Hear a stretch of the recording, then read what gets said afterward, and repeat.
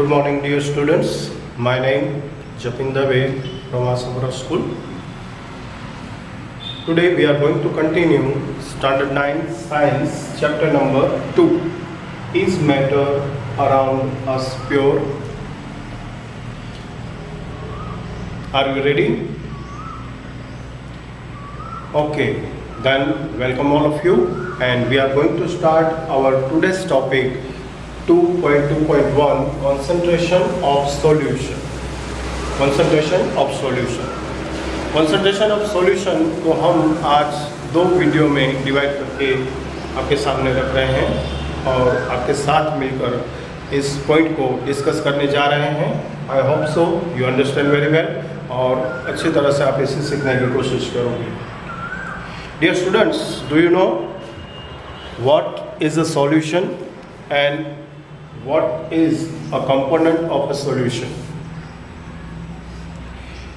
अगर component of solutions के बारे में बात करें तो we know that very well the solution has two components. One is a solute and second is a solvent. One is a solute and second is the solvent. A components of the solution that dissolves the other component in it is called the solvent, and it is the large amount in a solution. When the component of the solution that is dissolved in the solvent, that it is called the solute, and it is a very small amount in a solution. Okay students, ये आपको याद क्यों दिलाया? क्योंकि आज हम बात करने वाले हैं concentration of the solution के बारे में. तो कॉन्सेंट्रेशन किससे बनता है, इस बात को फाइनल आउट करने के लिए सबसे पहले हम देखना चाह रहे हैं कि सॉल्यूट किसे कहते हैं और सॉल्वेंट किसे कहते हैं. तो सॉल्यूशन के अंदर जिस मीडियम के अंदर, जिस माध्यम के अंदर हमें किसी भी सब्सटेंस को डिसॉल्व करना है, उस माध्यम को जो लार्ज अमाउंट में अवेलेबल होता है इसे सॉल्वेंट कहते हैं, और जो स्मॉल अमाउंट में इसके अंदर डिसॉल्व होता है सॉल्वेंट के अंदर, इसे सॉल्यूट कहते हैं. तो सॉल्यूट कितनी मात्रा में है इस पर डिपेंड करता है कॉन्सेंट्रेशन ऑफ द सॉल्यूशन. तो आज का हमारा टॉपिक है concentration of the solution. Start करने जा रहे हैं. So please open your text book and see the page number 16 and then after 17 and we discuss total point with 2 parts in a video. So let's go. मैं read कर रहा हूँ और आपके साथ साथ आपको भी रीड करना है, और हम एक पहले एक्टिविटी परफॉर्म करने जाएंगे और उस एक्टिविटी के बाद कुछ कंक्लूजन के साथ हम देखेंगे कंसंट्रेशन ऑफ सॉल्यूशन के बारे में. So we start now concentration of the solution. So please let's see in your text book. In a activity 2.2 we observe that groups A and B obtain different sets of solution. इसके आगे वाला जो activity था 2.2, इसमें हमने देखा था कि अलग अलग ग्रुप में हमने डिवाइड किया था, और डिवाइड करने के बाद उन्होंने जो सॉल्यूशंस बनाए थे वो डिफरेंट सेट्स के सॉल्यूशन हमारे सामने थे. So we understand that a solution, the relative proportion of the solute and solvent can be verified. कोई भी सॉल्यूशन बनता है उसके अंदर जो दो कंपोनेंट्स कंट्रीब्यूट करते हैं, सॉल्यूट एंड सॉल्वेंट, ये डिफरेंट प्रोपोर्शन में अवेलेबल रहते हैं, और ये सॉल्यूशन बाय सॉल्यूशन उसका जो प्रोपोर्शनल रेट है सॉल्वेंट और सॉल्यूट का, ये बदलता रहता है, ये वेरीड होता रहता है, मतलब कि इसमें चेंज आते रहते हैं.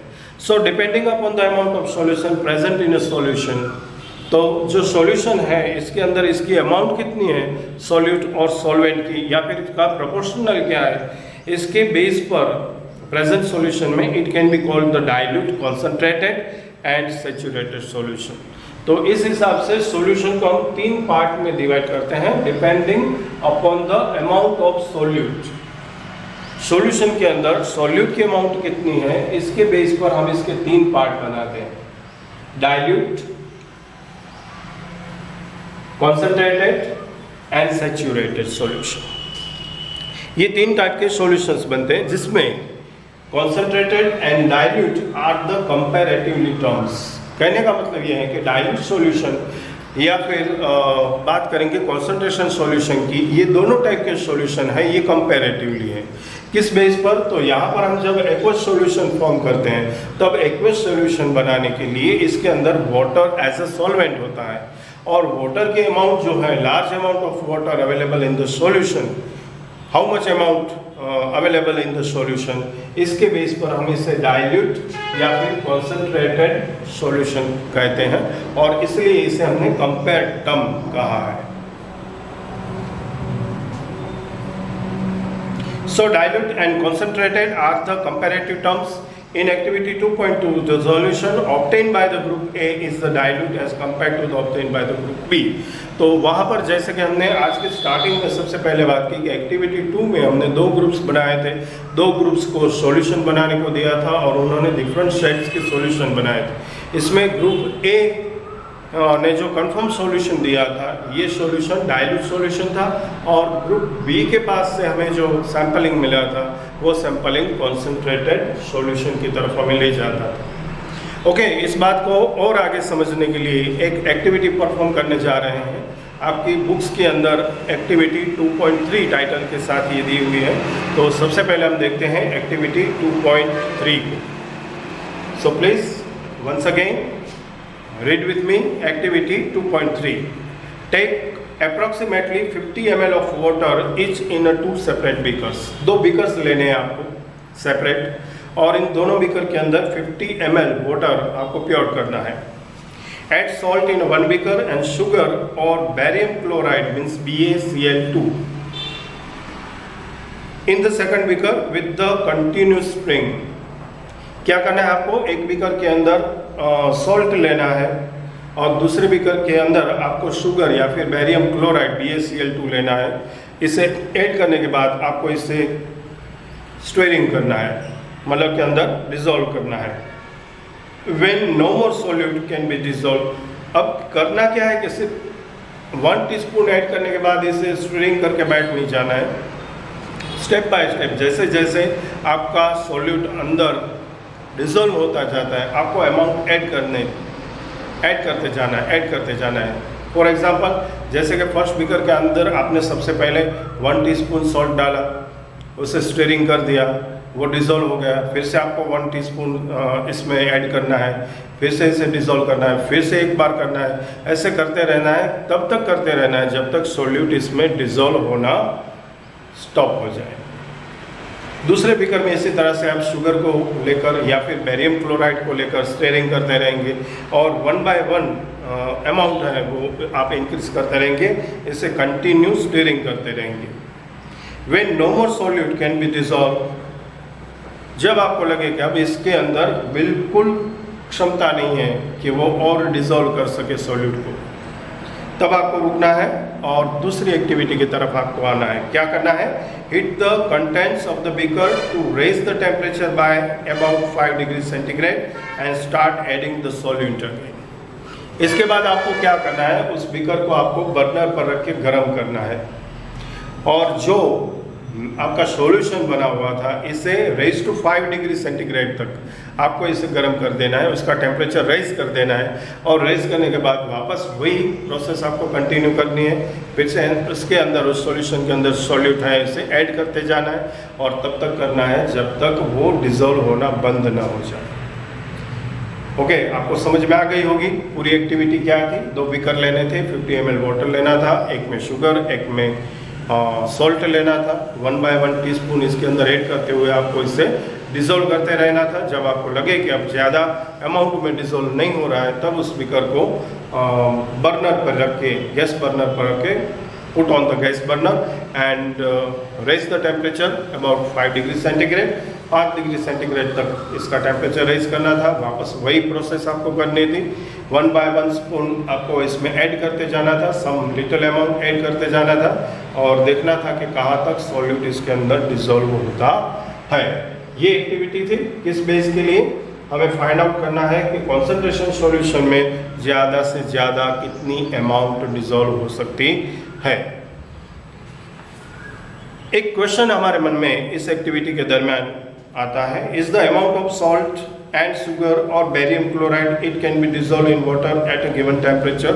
The same, 2 बीकर लेने की यही वजह थी, यही हम देखना चाहते थे कि जितना अमाउंट सॉल्ट का बीकर 1 में डिजोल्व हुआ, क्या सेम अमाउंट में शुगर या फिर बेरियम क्लोराइड डिजोल्व हो सकता है या नहीं हो सकता।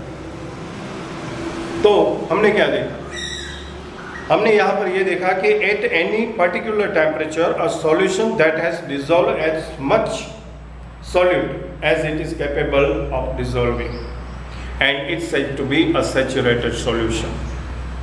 हमने यहाँ पर ये देखा कि एट एनी पर्टिकुलर टेम्परेचर, कोई एक चौकस टेम्परेचर पर a solution that has dissolve as much as solute, उस टेम्परेचर पर सॉल्यूशन कोशिश करता है अपने अंदर ज़्यादा से ज़्यादा सॉल्यूट को डिसॉल्व कर लेने की, as capable of the dissolving. उसकी जो कैपेबिलिटी है डिसॉल्विंग करने की, उस कैपेबिलिटी को वो पूरी तरह यूज़ करते हुए ज़्यादा से ज़्यादा अमाउंट ऑफ सॉल्यूट को वो अपने अंदर डिसॉल्व करने की कोशिश करता है। और जब एक स्टेज आता है जब इससे ज़्यादा अमाउंट ऑफ सॉल्यूट डिसॉल्व नहीं हो सकता, उस सिचुएशन को, उस वक्त जो सॉल्यूशन बनता है उस सॉल्यूशन को बोलते हैं सैचुरेटेड सॉल्यूशन। ओके, तो ये थी हमारी एक्टिविटी। अब एक्टिविटी पर से जो कंक्लूजन हमें देखना है, वो कंक्लूजन सबसे पहले हमने ये देखा कि सैचुरेटेड सॉल्यूशन क्या है। That means when no more solute can be dissolved in a solution at a given temperature, it's called to be a saturated solution, and amount of solute present in the saturated solution is called at a given temperature is called the solubility of solution. तो पहले video में हमने यहाँ तक देखा, सबसे पहली बात हमने सॉल्यूशन के बारे में की और इसके कंपोनेंट्स के बारे में। Solution is the homogeneous mixture of 2 और मोर कंपोनेंट्स, ये हम जानते हैं। सॉल्यूशन है वो 2 या 2 से ज़्यादा कंपोनेंट्स से बना हुआ एक मिक्सचर है जिसमें 2 मेन कंपोनेंट्स देखने को मिलते हैं, सॉल्यूट और सॉल्वेंट के फॉर्म में। सॉल्यूट है वो लेस अमाउंट में होता है, कंपैरेटिवली सॉल्वेंट है वो लार्ज अमाउंट में होता है और इससे सॉल्यूशन बनता है। रिलेटिव प्रोपोर्शन, अलग अलग सॉल्यूशन में डिफरेंट वेरिएबल, इसमें वेरिएबिलिटी देखने को मिलती है, देखने को मिलता है और depending amount of the solute in a solution. इसके बेस पर सॉल्यूशन के 3 प्रकार हमें देखने हैं, dilute solution, concentrated solution and saturated solution. इसमें डाइल्यूट और कंसंट्रेटेड सॉल्यूशन अभी हमें नहीं पढ़ना है, अभी हमें इसके बारे में और डिटेल्स नहीं चाहिए, लेकिन ये कंपैरेटिवली टर्म्स हैं। किसके हिसाब से? तो यहाँ पर अमाउंट ऑफ सॉल्वेंट जो है कितनी मात्रा में है, उस मात्रा के हिसाब से वो सॉल्यूशन डाइल्यूट या कंसंट्रेटेड बनता है। हमें यहाँ पर मेन जो डिस्कस करनी है आज की वो है सैचुरेटेड एंड अनसैचुरेटेड सॉल्यूशन के बारे में, तो जिस पर हमने एक्टिविटी परफॉर्म की। नेक्स्ट वीडियो में हम इसका कंक्लूजन लेने जा रहे हैं और फिर से एक बार पूरा टॉपिक देखेंगे, solubility of the solution, saturated and unsaturated solution और कंसंट्रेशन ऑफ द सॉल्यूशन किस तरह से कैलकुलेट होता है। तब तक के लिए बाय एंड थैंक यू।